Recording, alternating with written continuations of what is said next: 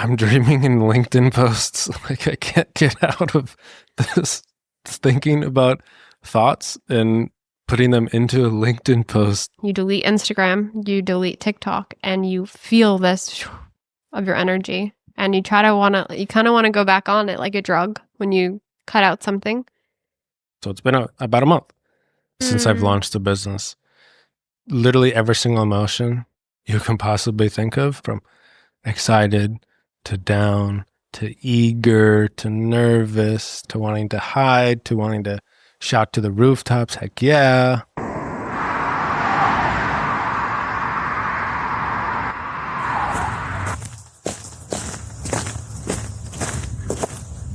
Welcome back to the Dirt Path podcast. So today we're doing another Wanders episode. So my beautiful girlfriend Paige is joining us. We do this types of episodes once a month because normally we interview what I call Dirt Path trailblazers. So somebody who's trailblazed their dirt path. They're doing things differently. They've been doing it for a while, and they can help showcase for other people the dirt path curious of how to take that leap and how they did it with their story. But the other thing about the dirt path is, well, I consider myself and Paige trailblazers in a sense.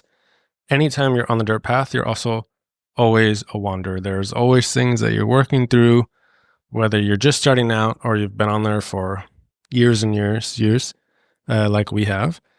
And so in these types of episodes, we just go through what we are working through on the dirt path, some of our learnings, some of the things that we're just still trying to figure out, and a little bit of daily life on the dirt path and what that looks like for two people who are digital nomads, both been doing it for 5 years, as well as entrepreneurs, building businesses and everything there. Thank you, Paige, for coming on today. Yeah, thanks for having me.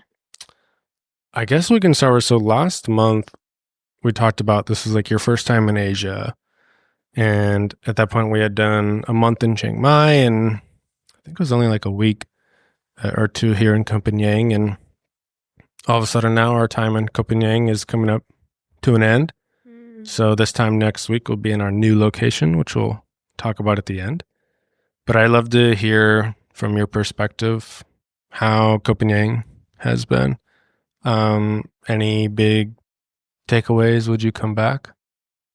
Yeah, it's been amazing. I really have enjoyed this island. I feel like it's a really great spot for free-spirited souls.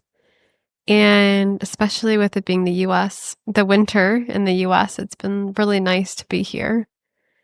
And yeah, I mean, we talked about last episode we did this, like the way we're living here. And I think sometimes the way that we're living, it's like if I zoom out, it's like how a lot of people, it's a deep desire to live, but then life gets so complicated. So I've really enjoyed like the simplicity of life here. And I think oftentimes we think we want so much more. And it's like we're on this corporate ladder, we're chasing this, we're waiting to get a nicer car. And it's been really refreshing here to live kind of the opposite of what I think everyone else thinks that they want. One thing that comes to mind for me is we've been here for almost 2 months. I've heard about this place for a while.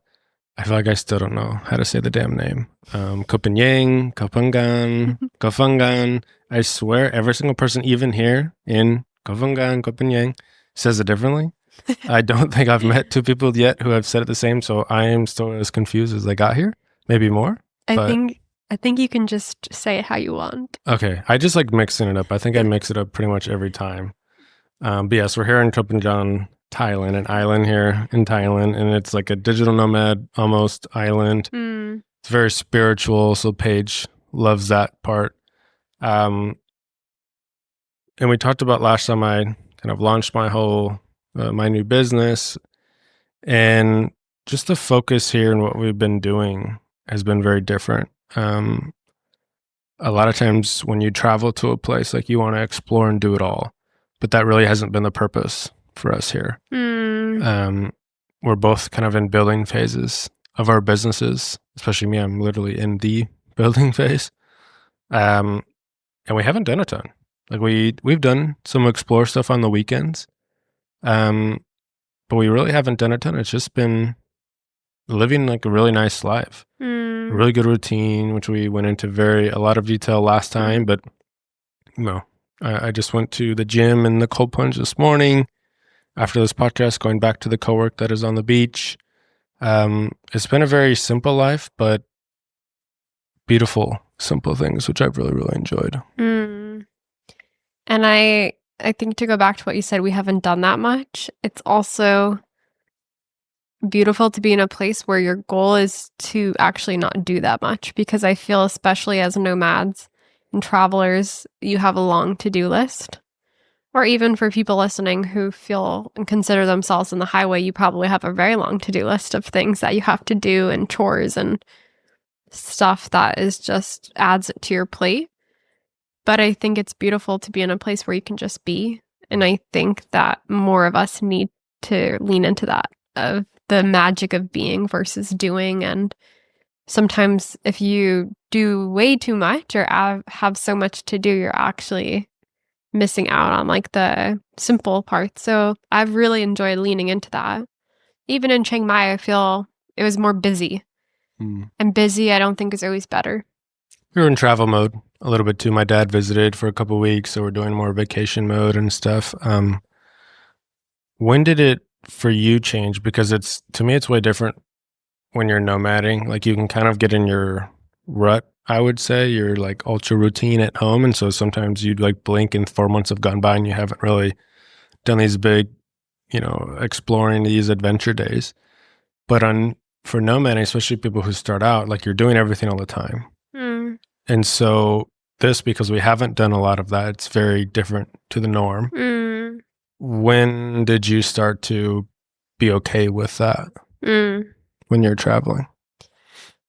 I think you begin to be okay with that, travel or not, when you actually live in an environment where you can enjoy the simplicity of the days.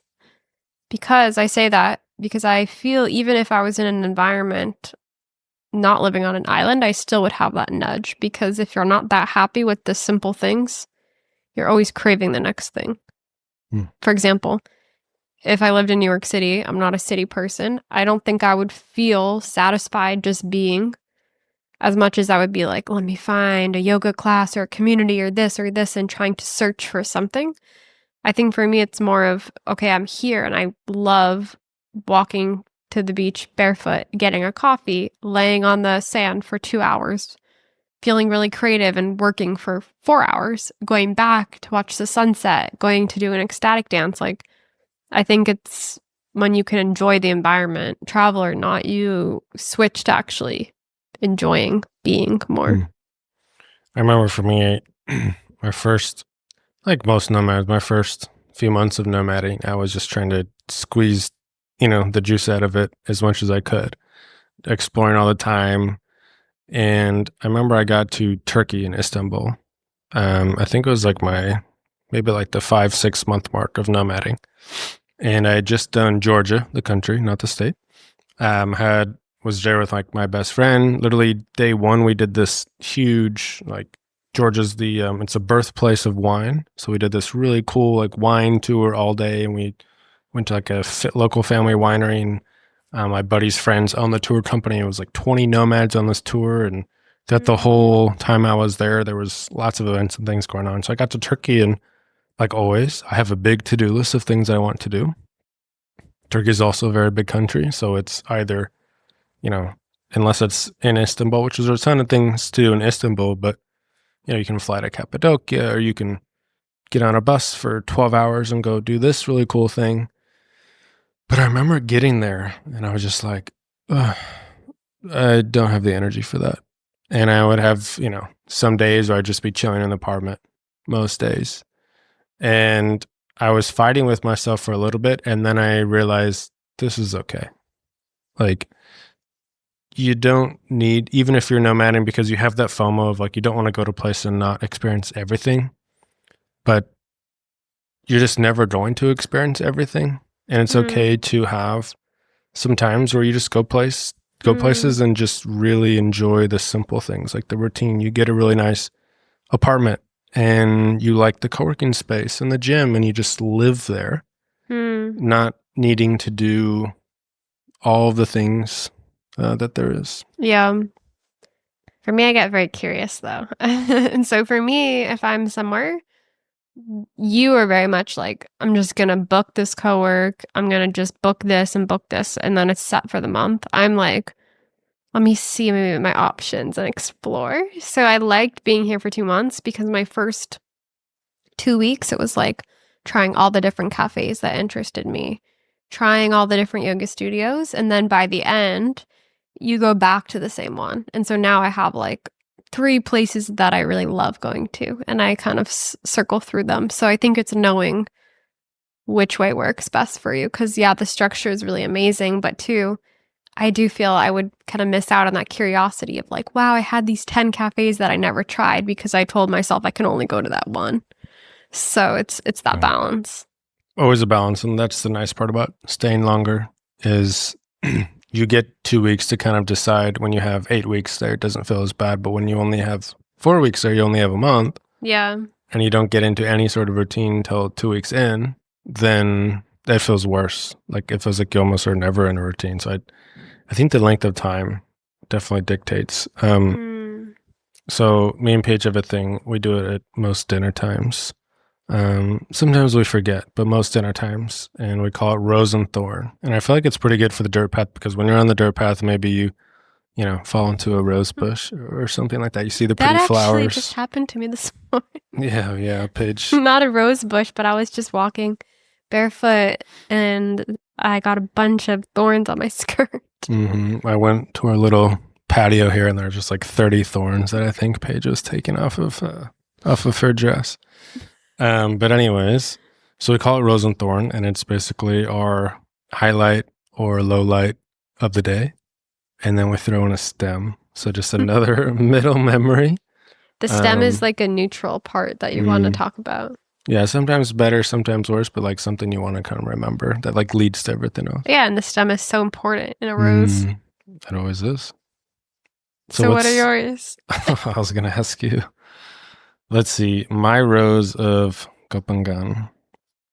To me, it's the co-work, like just the routine. But really the co-work, going to a place, I mean, it's views of the beach. It's very bare minimum. Like there's pretty nice chairs, not the best, fine workspaces, but you're on the beach and you hear the waves all day long. You get the sea breeze. And for me, so when I was in electrical engineer, I wanted a more professional environment, typically. This one would have worked. I think you can kind of go either way. But because I had this huge setup, I always had like a second monitor that I'd travel with and everything. And now I've got a little bit of a setup, but I usually don't have the second monitor. I've got like a keyboard and a stand and everything. But I feel like I crave a lot more. I'm doing a lot more creative things than I was in engineering. And so I need a different type of space sometimes. And so sometimes like the typical co-work that I would go to that's more buttoned up in a sense, sometimes lacks things for me. And the other part is now, hand up, I haven't been the most social, even at the co-work. But we have met some really, really cool people there. And there are a lot of really cool people there. So it's always nice to get your head up, take the headphones off, and just chat with some people. Because most of the people there and most nomads, but especially this cohort, are freelancers or entrepreneurs. So as I'm getting into my journey, it's really cool to be able to chat with somebody who's maybe also just starting or a few years into it, just like we have on this podcast. So, so I'd say that's my rose. How about you? What's your rose?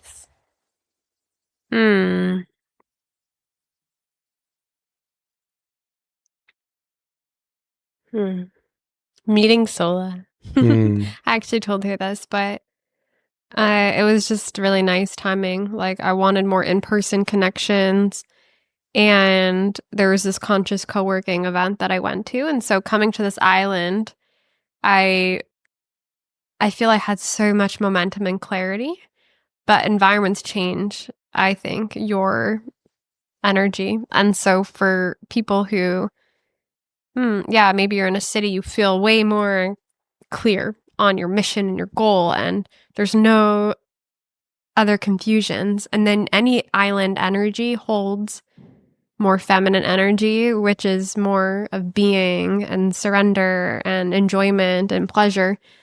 And so I think in my mind was like, okay, there's a lot of people here who are entrepreneurs, but there's a lot of people here who are being, which is also beautiful without that work. And so I've been more mindful of like going to co-working events that you can meet like-minded people. And so the first week here, I found a conscious co-working event, and Sola was running it. And so since then, we've pretty much hung out every week, if not every day. And so it's just nice, I think, to have in-person connections and someone you really click with. So I would say that. But then I also would add just the people and the depth of conversations that I've had here. Like, I got so tired and drained from meeting people in some parts of the cities in the US where it's like, hey, how are you? Hey, how are you? And if that happens, sometimes that's like weird for people if you connect and you don't even know each other. Or to like the surface level conversation, it can be quite draining for me. And here, there's been a lot of depth of people being like, hey, nice to meet you. So like, what is your soul purpose? And I think I've also really enjoyed that. So the people that this island attracts and the people who choose to live here. It's very true. Thibaut, who will be on the next episode, so next week, basically we met because I overheard him having like a super, super deep chat with people at the co-work. He travels with like this card game of deep questions and just, use that to start a conversation. It was very, very deep, very quick. But people are open to that here, more so than I think back in the US. I think people have also done their own introspection and work on themselves, that they're ready to have those with other people too. And I think they also have more depth of things that they choose and are interested in talking about rather than this just surface level of what we know too. People are more like open and curious, willing to talk on these topics, even if there's no right answer, but it's just nice to have these deeper dialogues with things that we keep into our minds oftentimes. But it's like, let's talk about this. Mm-hmm. What about your STEM?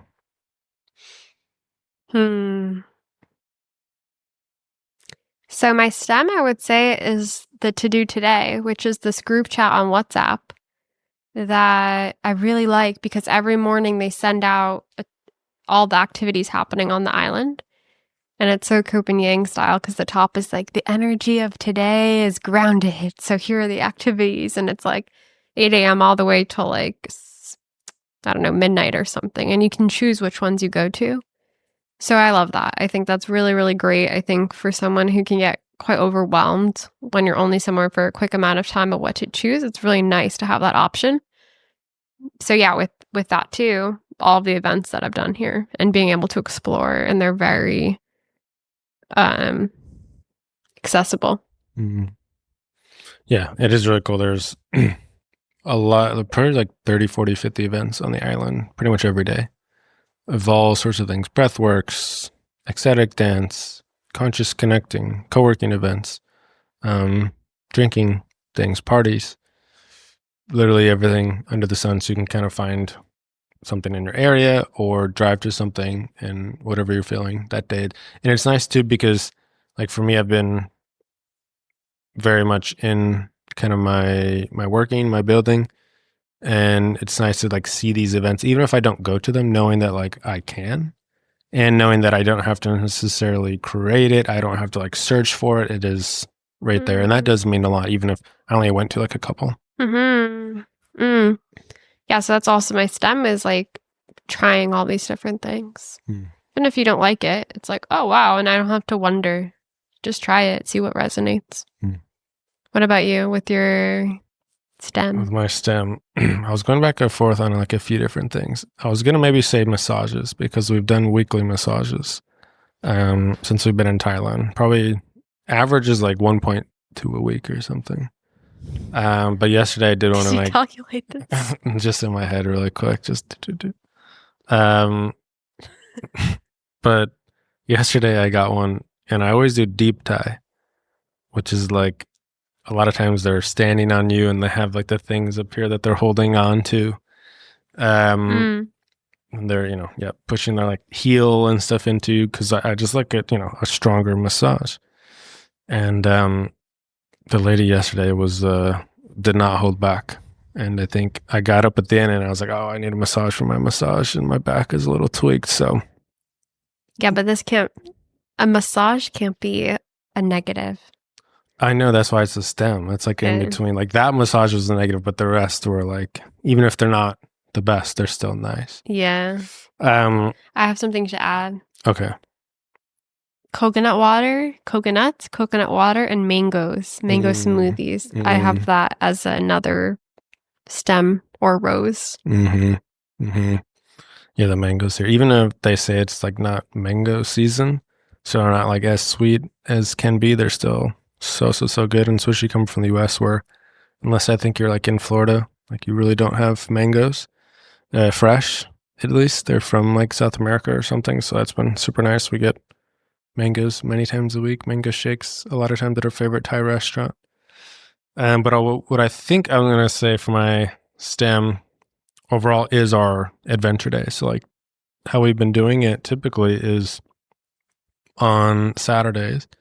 Especially like this last month, trying to be better about being like, our businesses are online, and we're online so much with that and on the phone, and so wanting to disconnect more. And so what we've been doing this last month is, okay, trying to put the phone on like airplane mode, and we don't even have a bike, which is rare for here, but we have a great location. So we walk everywhere with the routine. So then the weekend, we'll rent a bike and we'll go do a hike or go to a new beach. Like a couple of weeks ago, went to a beach and I played volleyball with like this group of Russians. This lady was like leading this training, and then I played 2v2 for probably like 6 hours, which was so much fun.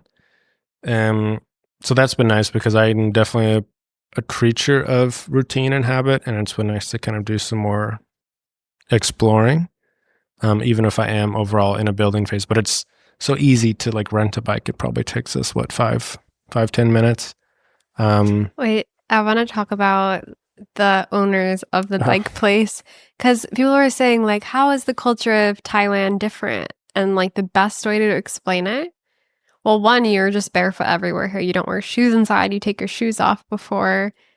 So you're barefoot in like a 7-Eleven, but it's like the best thing ever. You feel so free. You don't need to take shoes off in a 7-Eleven. I don't know what you do in the 7-Eleven. I take my shoes off, and some people take them off. And anyways, the person who runs the bike shop, she wears her pajamas. She comes outside to rent us this bike. Every time, for some reason, she has this face mask on, and she's still just like, yeah, here, give me the cash. Here's your bike. And it's so interesting because if you think about coming from the US, like that would never, ever, ever, ever be a thing, let alone to rent a vehicle. But like in any sort of business interaction, that would be deemed so not professional or weird. But here it's just, yeah, of course. And we learned, somebody taught us that actually silk pajamas here is like a sign of status. Were you with me when we learned that? Which I'm like, interesting. But if somebody came out in their pajamas in the US, we would be like, I don't think I should rent a vehicle from this person. But here it's like, wow, she has so much status. Yeah, there's just like no judgment on this island, because we talked a little bit about it last time. Like, there's very interesting people here, let's say, and you just get used to it. Like everybody kind of does their own thing. I love it so much.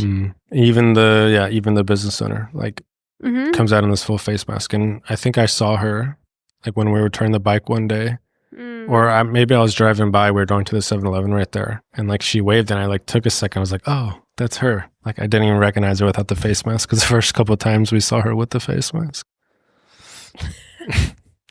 What about your Thorn?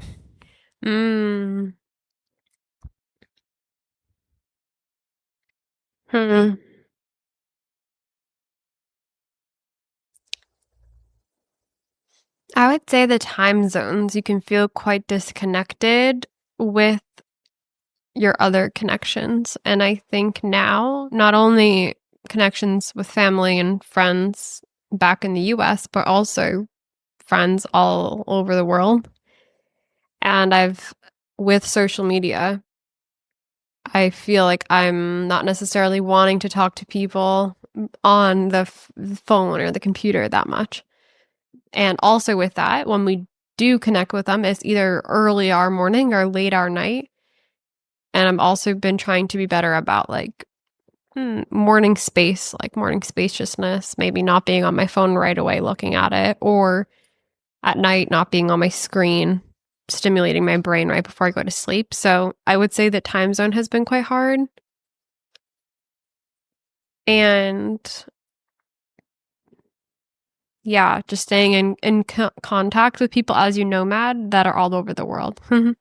And then also like having your clients and having an online community and just showing up virtually for all these people, which I think goes back to my rose, which was the community. So it's like both things can be true. Similar for me, it's more of like what the time zones lead to, what you were talking about, is just not being able to turn off. Now, in a sense, for me, I've really enjoyed this because it's kind of new for me coming from a 9 to 5. Like I would have periods in the 9 to 5 where I would get excited about a project or something, or stressed about a project. And maybe I didn't do everything I wanted to do that day, so I'm thinking about it. But they were more rare, and it was more of the stress part than the excitement. And now I'm thinking about my like new business or the podcast all the time. Especially, like you said, because there's some mornings I take early morning calls for sales calls or for coffee chats or with friends, and they want to talk about it. Sometimes it's late night calls. So even if I do try to have boundaries of like an hour before bed, I'm pretty good about getting on the Kindle and stuff. Your brain just immediately comes on. And I'm thinking about the other night where I was doing a lot of LinkedIn late at night, and I was writing LinkedIn posts all day and then doing a lot of outreach and stuff like this.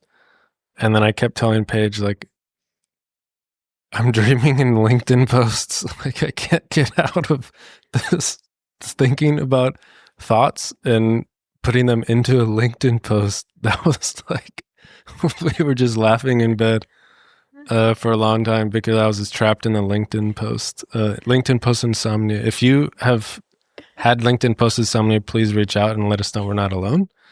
But everything was a LinkedIn post in my mind. My mind works in LinkedIn posts, so I'm not surprised if you spend time with me long enough. You will start thinking in LinkedIn posts as well.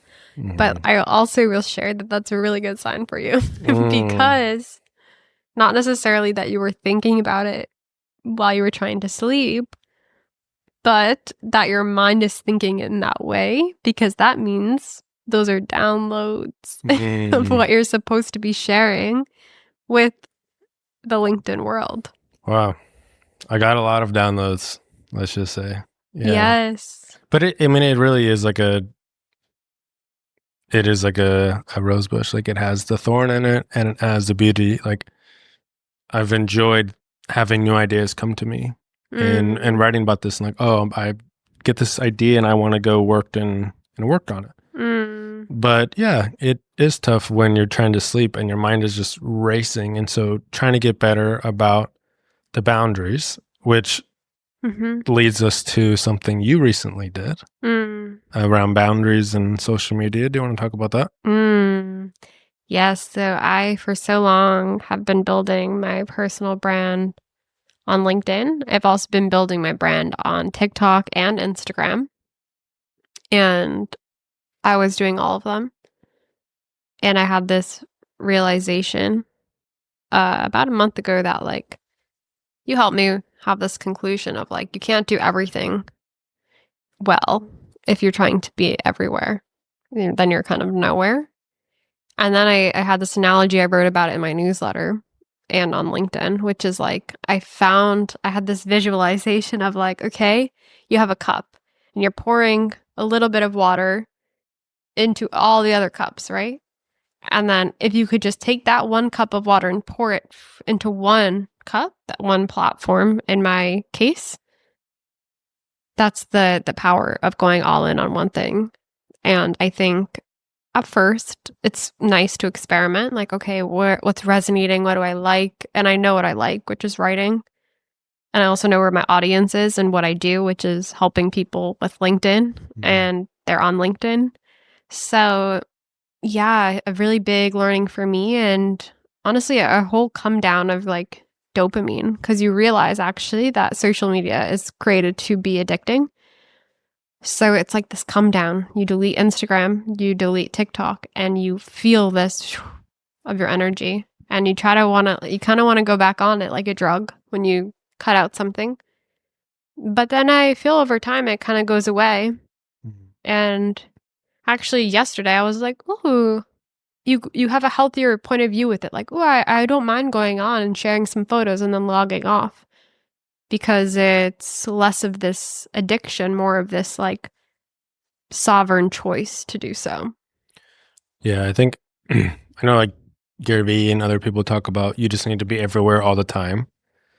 But it's also how they do it, and it works for them and their goals, right? And now like they have full teams and stuff working for them doing all these other platforms, and they're spending crazy amounts of hours on that. And if that's your goal, that's great. But for us, we're trying to build businesses that, yeah, we want to make money, but we are trying to maximize for freedom. And we don't want to just work all of the time. That kind of is against the point for what we're doing. Right? We want to have some sort of balance in our lives. And now there's going to be building phases like it is now, where I'm working pretty much like 6 days a week, but and more than I have before, more hours, typically during the week.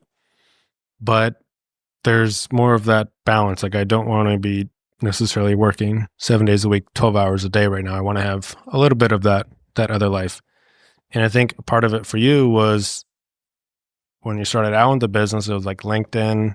And then, I now need to be on Instagram. And as the business grew, it was like, I need to be on Instagram and doing these other things. Like that's natural. I just need to grow. But then also didn't want to put it like, you didn't want to just add hours and hours and hours. So it was like taken away from these other things that you're doing well with LinkedIn, and that got less. And so I think it's really important for your goals, and it's very okay just to be on one platform, especially when you love writing. And Instagram, it's similar for me. Like Instagram just drains my energy. So if there's something like that gives you energy and something that drains away, like, okay, maybe as you build, that's the first thing you hire out. But you can do a lot if you just put all of your energy into one platform. I will say the hard part, I agree with you. I will say the hard part with my decision is I very much feel I'm creating a movement as well. And I think as the leader of a movement creating global change, I believe you want to impact as many people as possible. So I wanted as many people to hear my story, my voice, my movement, to have the most impact on the most amount of people. So that itself can be a little bit like addicting though, because you can just focus on one platform super well and then maybe repurpose your platform on other places, and you can't change the whole world at once. And also for who I'm helping, I help people build LinkedIn brands. And so I can talk to a billion plus users on LinkedIn, or I can go on TikTok trying to convince these users why they should create a LinkedIn, or go on Instagram trying to convince these people. And for me, it feels really rewarding because I'm like, wow, this platform has done so much for me. I want these women who have such powerful gifts and missions to be on LinkedIn, and I want to amplify their voice on that platform. So that's why I was pulled to Instagram. And I have had and have helped and like opened the door to LinkedIn for so many women that are now on there, which is powerful. But at the same time, for my energy, I believe the right people will come in the right time. And pushing them now, like to my newsletter, even if you're not on LinkedIn yet, read the newsletter, read this. And then just by me choosing to go all in there, I've seen so many changes energetically of what's happened with like, I've had people create LinkedIn accounts just to stay in contact, which is like, wow, like that's leadership, embodied leadership of like, I'm choosing to do this, no pressure, but then people come because they see how embodied you are. The other part, I think that was tough for you. It was tough for me when it's almost been 2 years I've been off Instagram, like deleted the app. The other thing, and I think a lot of fellow nomads listening to this will relate to, is Instagram is just how you keep up with a lot of people. Mm-hmm. And so when you're a nomad and you're just constantly meeting people, and it could be really, really cool people that you really like, but you're only there for a month or 2 months, and you get to a certain point, and then you never know when you're going to see each other again. And Instagram is a nice way to, like, they post a story, oh my God, like, it starts a conversation. Or even better, they post a story like, I'm going to be going to, Cape Town, and oh my gosh, we're going to be there too. Like, let's meet up. And so it helps a lot for those interactions. And that was the big thing of why I didn't get rid of it for a long time. Because there are, some positives to it. It's not black and white, but I think you also start to realize, like, okay, we can use WhatsApp and then send photos to people and keep up with people that way. And it'll naturally filter out a bit, like the people who you are the closest to and everything. And that comes with challenges. But then if you're better about that and you're saving probably a lot of hours not being on Instagram scrolling. Now, if I take that to be intentional with communicating on WhatsApp and everything, it can hopefully grow the right relationships even stronger.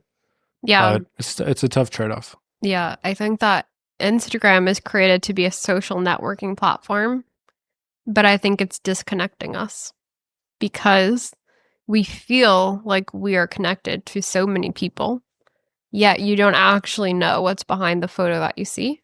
And as we know, social media isn't real. And so you see a photo, you see a video, and you're like, wow, they're living their best life. I know, I'm so close with them. Like, this is what they're doing, but you actually don't know what's going on. And so I think being off of that now that I've had phone call, catch up, sending photos directly to people, it makes me think, like, who do I want to stay in touch with? Who am I thinking about because I'm not seeing their content? And then actually having that close connection, because social media, is not necessarily a spot where you are that social. It's like an illusion that you feel like you're connected to all these people.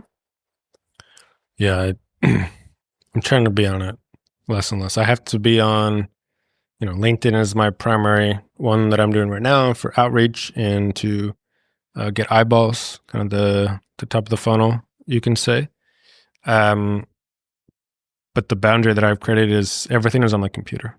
Even for the podcast, I post this podcast, the clips go to, I think, 5 different platforms. The main podcast goes to many different platforms, but everything's on the computer.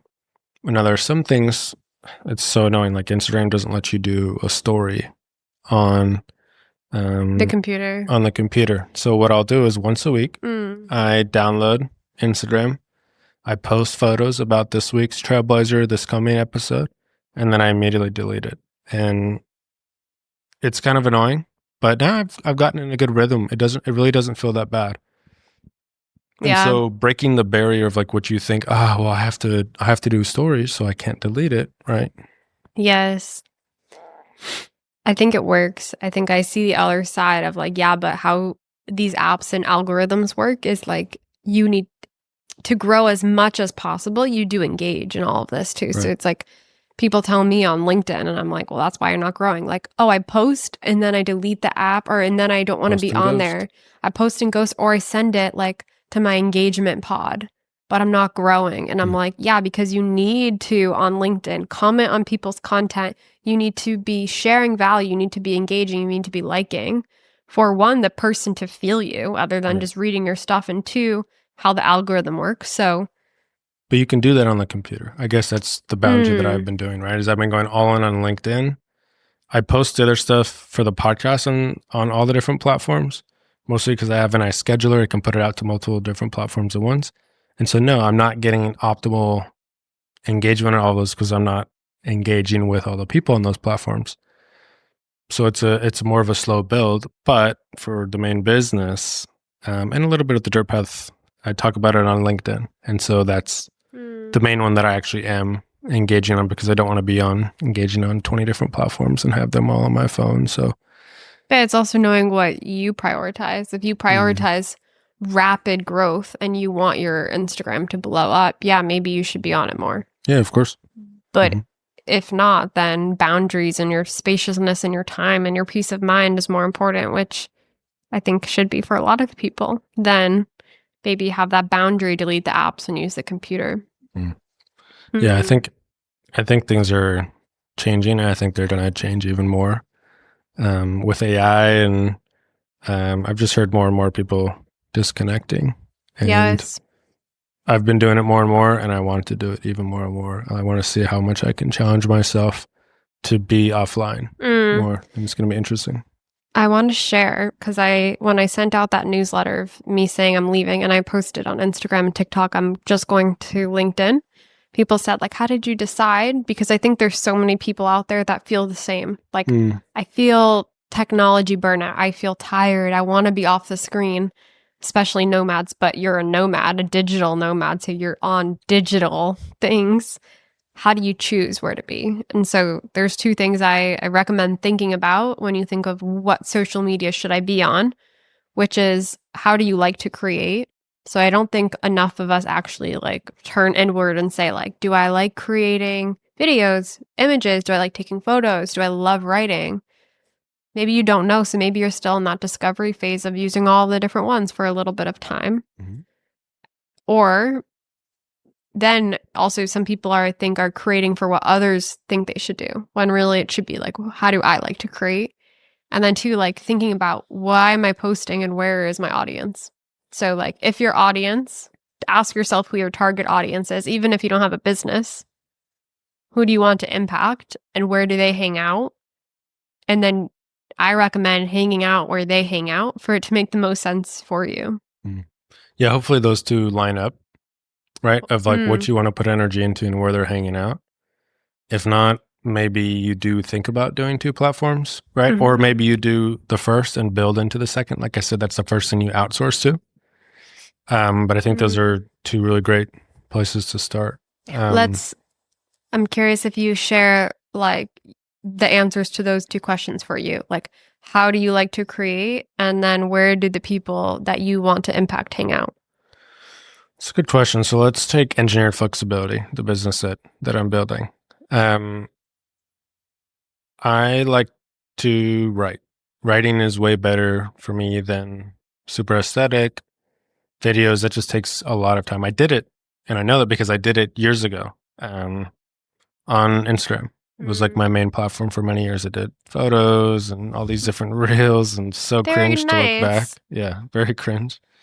That's a good sign. And I got a lot better at it. Don't get me wrong, but it just took so much energy. And with LinkedIn, I've enjoyed it a lot more. I would say the writing comes a lot more natural. I feel like I've found my voice a little bit more. And so that's that part of the coin. Now, the interesting thing for me is, so my target audience is engineers. Engineers who want more flexibility at their work. Engineers who want to go nomad. They want to take the dirt path. And so on LinkedIn, the engineers are their hoity-toity, like tidied up engineer self, right? And it kind of puts them in a box of the content and stuff that they're looking for. You know, for example, I used to never go on LinkedIn except for in the times I was looking for a job or something like this. Maybe to follow somebody that I thought was really smart and different stuff, and just wanted to like take in their content. But so it's an interesting thing for me to where, you know, I used to, for example, show more of my interests on Instagram. It was like a separate thing. And I think this is very common for engineers who, you know, it's a very separated life, you know, with their career and their outside life, like what they put their hobbies and everything into. And so I do think at some point I might be getting more into an Instagram or something. But right now I'm really just in the testing phase of the business. And so I'm really going all in on LinkedIn and trying to And that's the part where I'm intentional about. They're coming on LinkedIn with this certain thing in mind. Like they're wanting to get a job, then they have to be kind of put together. And so I'm trying to attack that thinking, that way of thinking. And what's been very interesting, because LinkedIn is different than other platforms in terms of like when you like a post or comment on a post, that goes to your users. I don't know if you know this. It sounds like there's a ripple effect there. Maybe.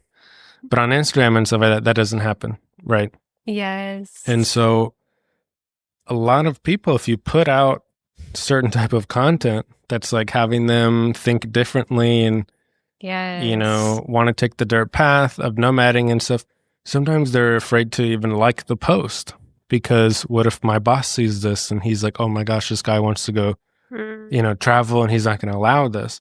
So I've been getting a lot of posts that have like very little likes, but then they have a lot of eyeballs, which has been really interesting to see. So I'm really trying to go into that sort of thinking, and that's just where I'm at right now. It's one of the biggest things that I serve soul-led conscious leaders. And it's interesting because some of these conscious leaders that I do work with are still in aligned roles in the beginning. Some women I've worked with.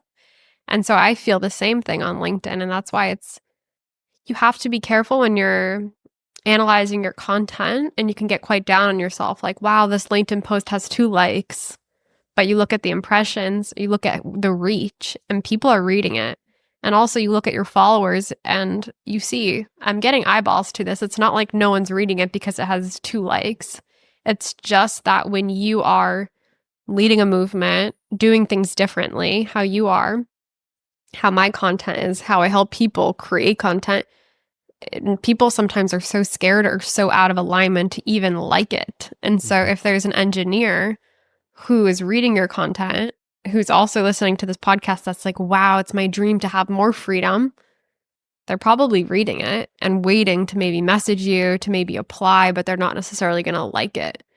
And so that's so important to have like a content schedule and a strategy to keep going, because the likes don't equal the eyeballs on LinkedIn. Yeah, and I guess we can get into, came on last month, and that was when I launched the business. So it's been about a month since I've launched the business. And like you just pointed out, trying to tell yourself that it doesn't matter if you get 2 likes, you could be getting a lot of eyeballs. And that exact thing happened. Like I said, I had a post that, it had thousands of impressions, only had a few likes, but then somebody read it, didn't like it, but they booked a call, and so it is working, but it's slow in terms of I didn't have a pre-built big brand like you did when you had been working on it for years and years.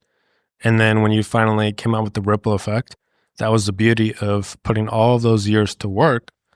It was really nice with that initial like bump into it. Where I'm coming into the business in a different sense of I had a little bit of a personal brand on LinkedIn, but it was also now shifting a bit of my target audience. And so, no, I'm not an overnight millionaire. I'm not an overnight giant success.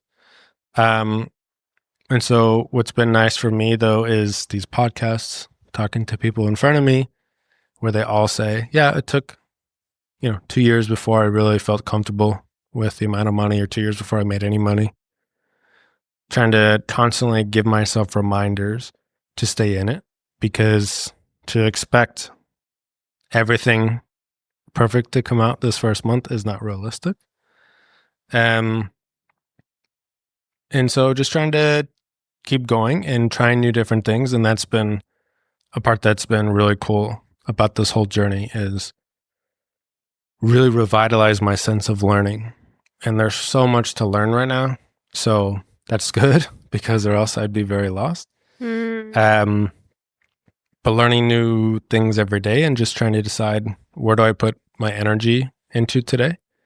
So it's definitely been up and down. I mean, it's been literally every single emotion you can possibly think of. I've felt, from excited to down to eager to nervous, to wanting to hide, to wanting to shout to the rooftops, heck yeah, right?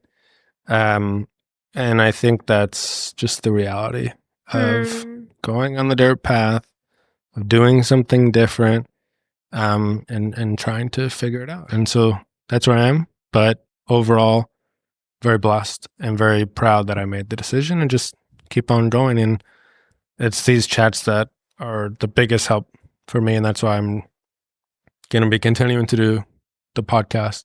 I told myself I'd do it a minimum for a year.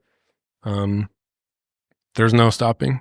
I don't think, because it's really helped me with that whole grounding of just myself for the chats. Yeah, it's been amazing just to watch the growth over the first month of it.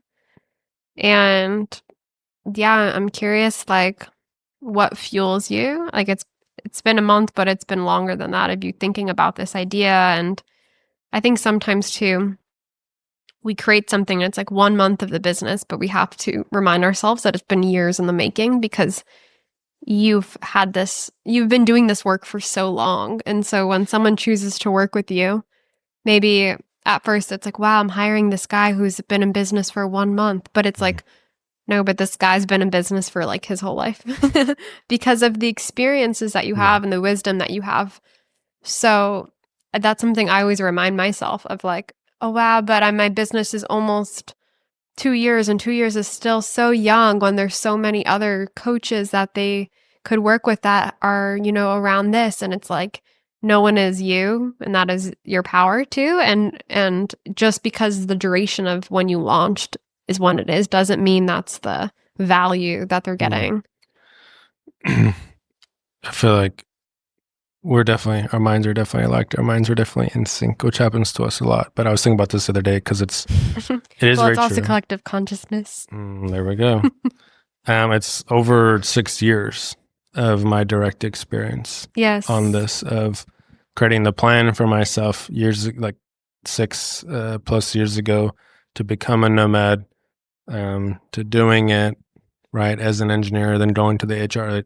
It is all that experience, even though I'm only in the business side for a month. And so exactly.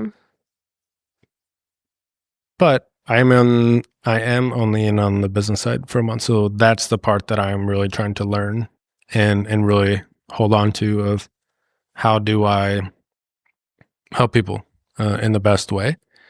And so lots of learnings there, but it's exciting. What fuels you the most, and what are you most excited about the transformation of the engineers that you will serve? It's similar to why I started the podcast. It was really scary for me to go nomad. It's really scary for me to, change my career, put myself out there and try to get that role in HR. It's really scary for me to become an entrepreneur. But those are the big moments of when I took those leaps that I grew the most.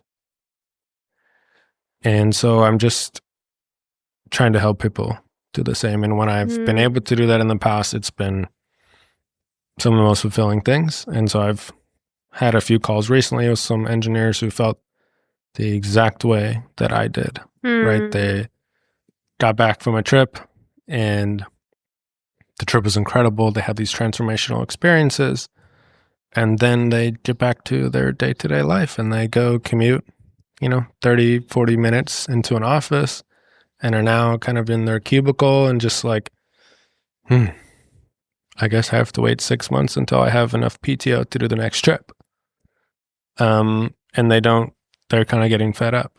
And so trying to show them that there is another option and helping them on the way. That's been really cool. So I'd say that's the part that really fuels me, is just trying to help people that were in my position. Amazing. So, like I said, we are 1 week left in Copenhagen. And then we're going to Bali. Now, I've been to Bali before. Years ago, I did a month in Canggu, and I think it was 1 or 2 weeks in Uluwatu. We're deciding to do a little bit more than a month in Uluwatu this time. What are your any like pre-thoughts that you have about it? Are you excited? Are you nervous? I feel really excited. I was supposed to go to Bali in 2020 after I was living in Australia studying there. I was supposed to go to Bali and it got canceled because of COVID. So I feel like I might have said this before on a past episode. Maybe not. Yeah, I feel like you're supposed to go to Bali when you go to Bali. And I'm really excited to be there. Also, yeah, I feel like you always have these things in your mind you're curious about. So travel for me, I have so many places I'm so curious about. So even to be able to be there and have your own opinion, to me, I feel so excited for that of like what resonates with me, who do I meet, what do I like. There's a couple different like healing ceremonies I'm looking into that I'm really excited for. And yeah, I also have some friends already there, which is cool, in Uluwatu and in Ubud. So I'm excited. Yeah. Yeah, I think it'll be fun. The interesting thing for me is everybody I hear that goes to Bali basically every year, it changes a lot. And from what I've heard, Uluwatu is very, very different from when I was there last time. So it'll be interesting just for me to see how much it's changed. And you know, I've really loved my routine.